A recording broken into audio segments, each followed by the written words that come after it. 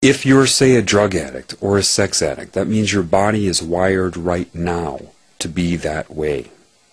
When you were a child, you did not need to perceive bad in order to perceive good. This whole black-white, yin-yang, good-bad balance of the equation is insanity. It's a computer trying to assess itself. That's what it sees. All the results of creation, not from the creation point of view. When you were young, you had to be taught to view things as good and bad, right and wrong. Then once you got hit with TV, Barney, Elmo, Sesame Street, Disney, bye-bye.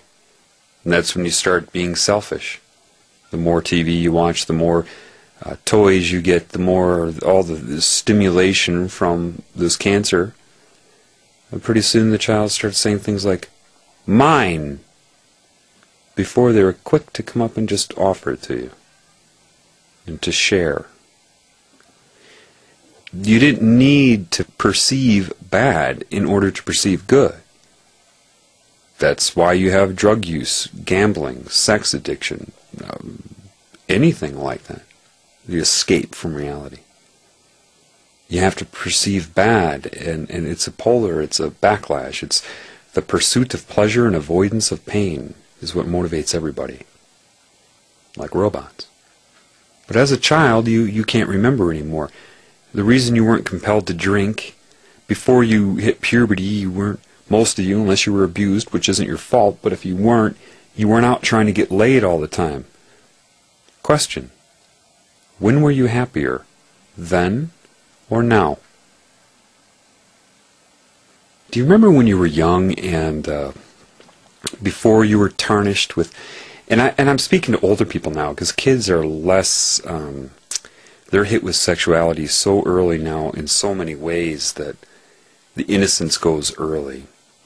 What used to be a crush in 6th grade to somebody in their 30s, children today would have to think in terms of 1st grade. More access to porn, more sexual, stimulation subconsciously and everything. But do you remember when you were young and you had that crush? That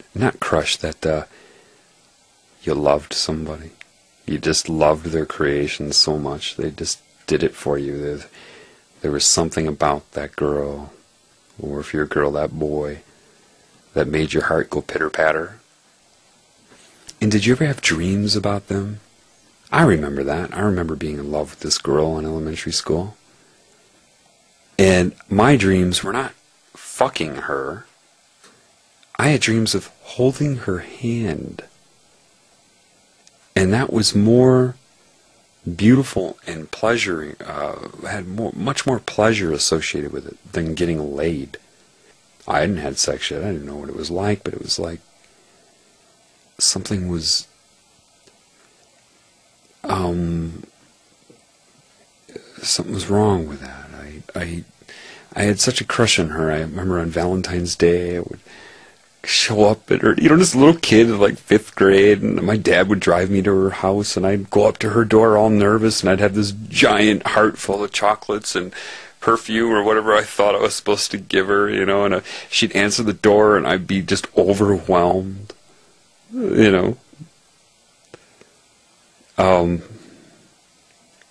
That was the love in me. Now, they'd already tried to take it away, so I didn't have the self-esteem then that I have now that's being repaired.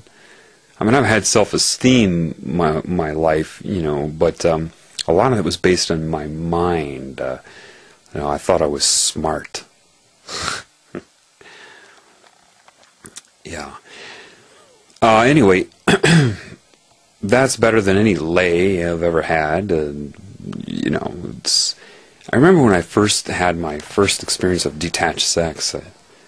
This girl named Carla, and I knew her well, but I knew I didn't love her. And we just had sex, and I remember driving home. I was 18. And I remember thinking to myself on the highway,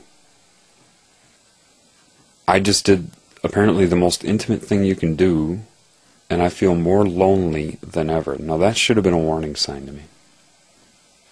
But I had this other consciousness that I was not aware of at that time. I had to go through these things. This way I can relate. And I remember that. There was something wrong with it. Nothing wrong with her. There's something wrong with that. Like I said before, if you find that moment, find that memory, and you go back in your mind and be there in your mind, and bathe yourself in that energy. Imagine taking that energy and having it change your DNA right now. Because that energy, that memory, that moment is a vibration. And correlated to that vibration was a certain genetic code. You know, what do I mean, genetic code? You say, well, that's the DNA. No, no, no.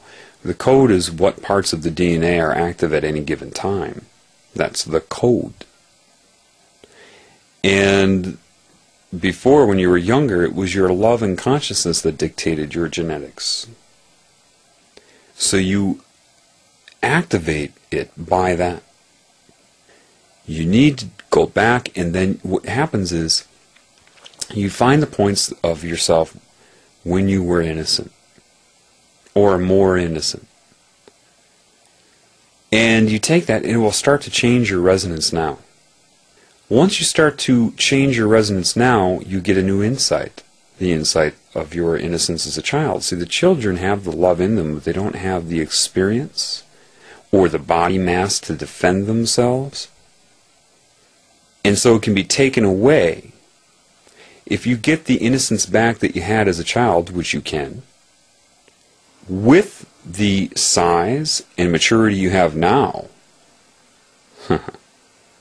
it's a whole different story. And this is what it means in certain symbolism to say you can only enter heaven as a child.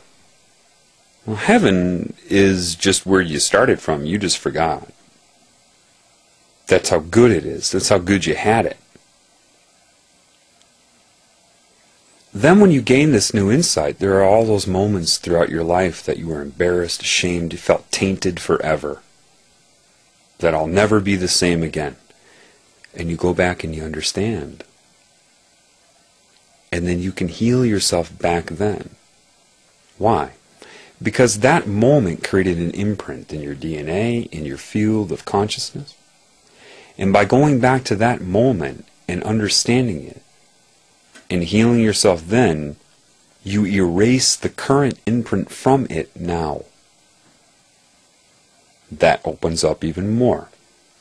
Then you go back and get more of that innocence from childhood. Look at old pictures of yourself as a child and look into your eyes. See the wisdom that you couldn't see before.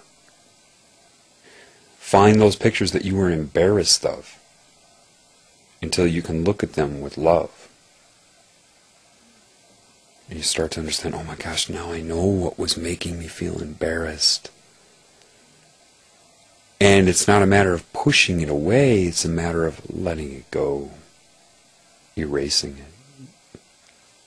Men that were forced to feel feminine don't understand. See, there are things I haven't told you yet.